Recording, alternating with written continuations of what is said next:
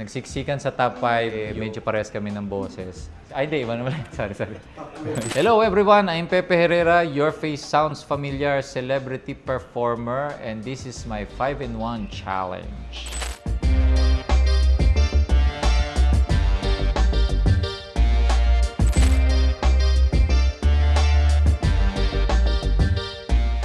Number 1, si Usher.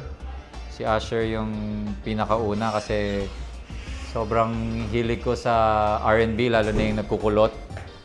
Yung isa ko pang musical influence na babae, si Britney Spears. Si Britney Spears kasi medyo pares kami ng boses. Pang top 3 ko, si Frank Sinatra. Kasi yun lang yung una ko naisip. Tapos top 4 ko, River Maya. Nasabi ko na dati, kasi bata pa lang idol ko na yung River Maya. Nagsiksikan sa top 5 yung Dilaw Band. Gusto ko yung Dilaw Band pagdating sa recent.